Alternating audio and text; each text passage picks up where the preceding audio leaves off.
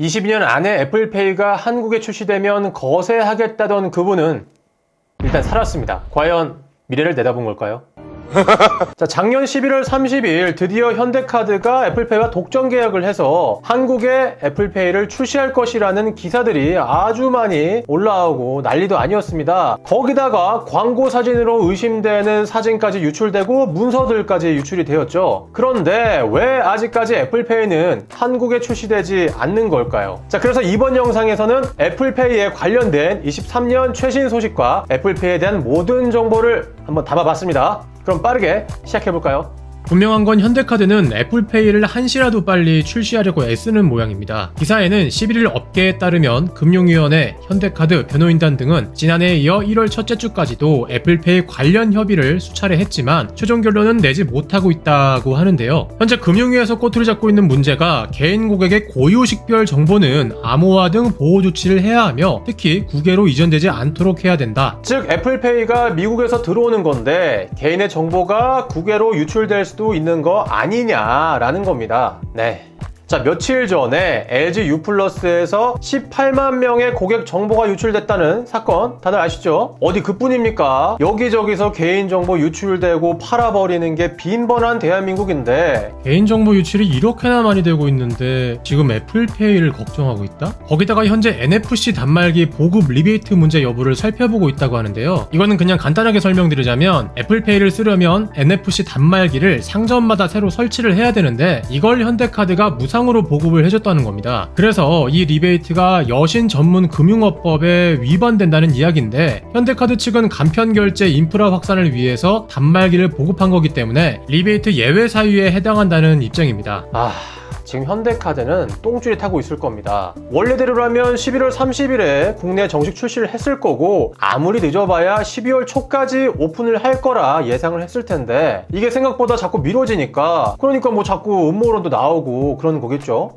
재밌구만 재밌어. 그렇지만 애플페이는 출시가 되기는 되려나 봅니다. 며칠 전 올라온 다른 기사들을 보면 애플페이 한국 시장 영향력 찻잔 속 태풍에 그칠 것, 애플페이 삼성페이 못 넘는다, 국내 간편 결제 앱 1위는 삼성페이. 자, 지금 기사에서 보면 하나같이 애플페이를 까고 있죠. 이거 뭔가 비슷하지 않나요? 항상 아이폰이 출시가 되면 스멀스멀 올라오는 아이폰 혁신은 없었다, 이런 기사들이 올라오는 루틴. 자, 팩트는요, 국내에서 아무리 까고 까봐야 전 세계에서 제일 많이 팔리는 게 아이폰인데 우리나라만 왜 이러는 걸까요? 그렇게 하면 안 되는 거 아니야? 자, 그렇다면 애플페이가 대체 뭐길래 이토록 뜨거운 감자인지 한번 알아보도록 하겠습니다. 애플페이는 2014년 애플 9월 이벤트에서 아이폰 6를 발표하면서 이때 같이 처음으로 공개를 했는데요. 간단하게 설명하자면 실물 카드를 가지고 다닐 필요 없이 핸드폰에 그 정보를 저장해서 핸드폰으로 빠르게 결제할 수 있는 간편 결제 시스템이라고 보면 됩니다. 뭐 지금이야 네이버페이나 카카오페이, 삼성페이를 많은 분들이 사용하지만 이런 간편 결제 시스템을 대중화한 게 바로 이 애플페이인 것이죠. 오프라인에서 비접촉으로 결제를 하기 위해서 NFC 방식을 사용하고 있고요. 자, 여기서 NFC는 10cm 이내 거리에서 데이터를 주고받는 근거리의 무선 통신 기술이라고 보면 되는데 뭐 굳이 이것까지 알 필요는 없고요. 그냥 애플페이는 NFC 방식을 사용하고 있다 라고만 기억하세요. 발표 이후 10월 20일 미국에서 서비스가 시행됐으며 22년 11월을 기준으로 전 세계 74개국에서 사용이 가능하다고 합니다. 그리고 현재 OECD 국가 중 두 곳인 우리나라와 터키만 애플페이가 서비스되고 있지 않고 있는데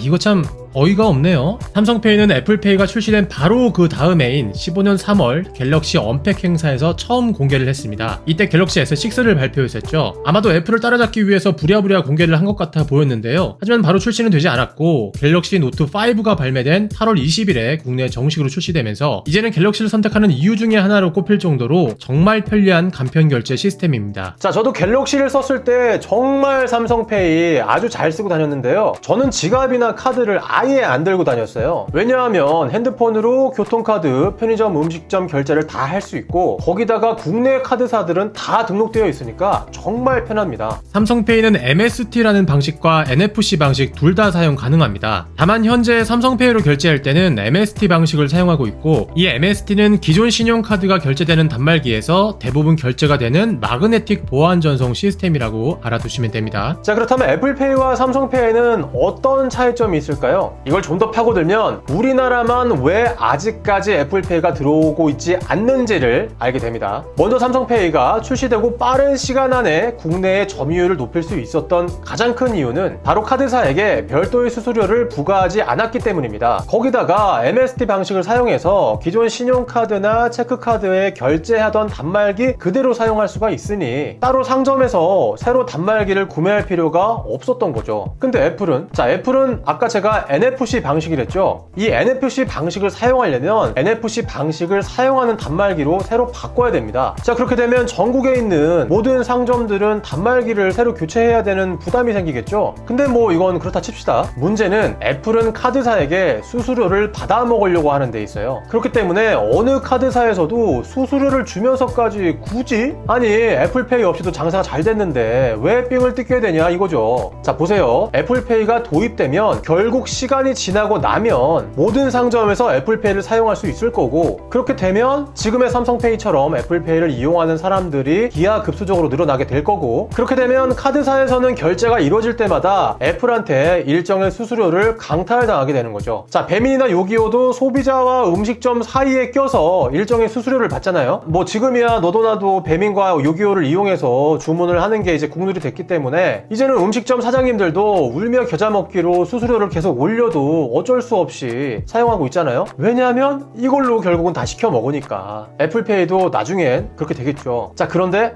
여기서 현대카드가 승부수를 띄웁니다. 현대카드가 애플과 독점 계약을 해서 애플페이를 국내에 출시할 거다라는 루머가 22년 8월부터 갑자기 막 기사가 쏟아지기 시작합니다. 뭐 매년 아이폰 출시를 앞두고 애플페이가 국내에 들어온다는 루머는 항상 있었던 얘기여서 또 루머이겠거니 했는데, 기사를 들어가 보면 굉장히 디테일하고 또 여러 증거 사진들이 나왔었죠. 11월 30일에 오픈으로 보이는 택시 광고서부터 애플페이가 사용 가능하다는 키오스크 문구, 거기다가 홍보 전단지까지 진짜 이번엔 나올 것처럼 보였어요. 특히 현대카드는 신용카드사 중에서 3위의 점유율로 부진한 성적인 만큼 이번 1년 독점 계약에 사활을 걸고 있는 것 같습니다. 그런데 앞서 말씀드린 것처럼 원래대로라면 11월 30일에 오픈되었어야 할 이 애플페이가 아직도 오픈이 안 되고 있는 거죠. 자, 여기서 과거 실패 사례를 우리는 주목할 필요가 있습니다. 그건 바로 2015년 5월 28일에 발표해서 15년 9월 10일 미국에 서비스를 시작한 구글페이인데요. 애플페이는 아이폰만, 삼성페이는 갤럭시만 사용이 가능한 반면 구글페이는 안드로이드 기반의 NFC 단말기에서 모두 사용 가능한 장점이 있죠. 이 구글페이도 우리나라에 정식 출시를 준비하고 있었습니다. 16년 12월 한국 출시에 대한 기사가 있었고 17년 2월에는 5월 출시를 목표로 준비 중이라고 했습니다. 그런데 계속해서 출시가 지연이 됐고 지금까지 깜깜무소식이죠. 구글페이도 NFC 방식을 사용해서 아마 전국의 단말기 보급서부터 이걸 정식 출시하기까지 많은 어려움이 있었을 거예요. 처음에 구글과 협상이 어려워 지연됐지만 구글도 나중에 정신을 차리고 출시에 적극 나섰다고 하는데요. 그럼에도 불구하고 아직까지 출시가 되지 않은 건 어쩌면 애플페이의 미래가 될 수도 있다는 불안감이 있습니다. 자, 이제 결론입니다. 제 생각에는 애플페이는 국내에 출시되거나 아니면 철회될 것 같습니다. 자, 이게 무슨 개소리냐 싶겠지만 일단 지금 금융위에서 승인을 안 해주고 있는 거 보면 이게 굉장히 장기화된 싸움이 될 수도 있겠다. 진짜 법적인 문제 때문에 이것이 미뤄지고 있고 그것을 우회로 혹은 어떤 협상을 통해서 이루어지게 된다면 뭐 몇 달의 시간이 걸리더라도 출시는 된다고 봅니다. 하지만 지금 이 승인이 되지 않고 있는 것이 애초에 출시를 막기 위해서 액션을 취하고 있는 거라면 그러면 뭐 못 들어오겠죠.